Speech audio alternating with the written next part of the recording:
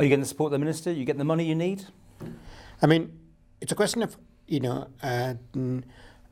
one of these things where, as far as healthcare is concerned, potentially I could say that if I was to be given the whole of health service budget, I could spend it on cancer, yes. But, but that's not going to happen. And what was actually extremely good about the development of the cancer plan was that, Derek Peters and the Cancer User Forum, I initially thought that they would be asking for everything to be spent on cancer. Absolutely not. Actually, they were very realistic. They did not, nobody from the user group actually wanted a Rolls-Royce service. They were very realistic. They realized that there are financial constraints and, there are certain things which they wanted. And actually, when we looked at it, what the patients want often doesn't cost much money. What they want is a good explanation, good information, and very clear sort of ideas with regard to, and somebody to answer their questions, and also avoid delays. It creates anxiety. What's come out of this was only a few years ago, or less maybe, it took ages to get back the results, for instance. If someone had to go and have some tests, they could wait weeks and weeks. Now that already has been proved, hasn't it? Yeah. Essentially, that's, you're referring to pathology result. It used to take, the delay between having a biopsy and getting the result was long. But now it's been considerably shortened, thanks to, again, Macmillan for funding second pathologist, because we had only one pathologist who was stretched. Yeah. And thanks to the second pathologist, now that delay has been reduced. Okay. Back to you, Derek. I mean, you've gone through this, and I know you don't mind just saying, after the cancer, which was here, the throat, yeah, then you got, years later, more problems come up, which is where the tricky bit of trying to get you all to work together comes in, I suppose. Yeah, I think that one of the big influences that we feel we could have on this particular plan is a living with and beyond cancer. Is that the more and more people are surviving cancer because of the clinicians and the advances in medicine, that people are living much longer beyond cancer.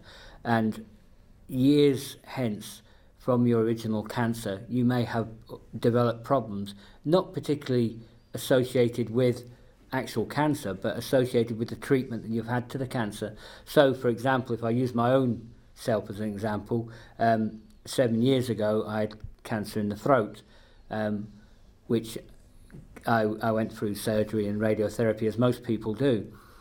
So 7 years down the road, my jaw is dead and my teeth have fallen out. Now, the issue with that is I'm going to go back to my consultant or my GP and say, what can you do with my teeth? And the health service will then say, oh, wait a minute, that's now oral dentistry and not cancer.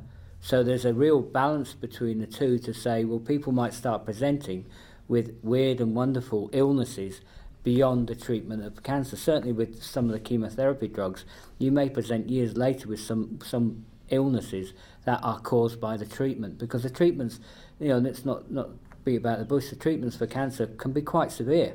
Essentially, you certainly with chemotherapy, it's a poison that you're putting into your body to kill the cancer cells. So the effects could be long-lasting. The beauty of this plan is that Dr. Kishore and the clinicians have gone, we realise beyond the bubble of the initial treatment stage, there is going to be some support mechanisms for probably years to come. Howard Scarf just mentioned psycho-oncology. Years down the line, people may start to suffer psychological problems from the treatment of having cancer and the stresses of having cancer, but also family members. One of the things that we've been looking at with the user forum is looking at the effect it's having on the family. For example, if you look at a family with the main cancer person, they're being very looked after by the clinicians, but the wife or the partner of the person is presenting at the GP with headaches, colds, sore legs, sore arms regularly over the period that person's going through their treatment. That is not a recognised thing. People going, well, that person keeps presenting to the GP with a problem. So there's obviously a psychological problem going on there with the partner or the carer of the person with the cancer. So it suddenly explodes the treatment parameters quite dramatically for the health services to suddenly start recognising all these people. So from my perspective, the cancer plan does just that.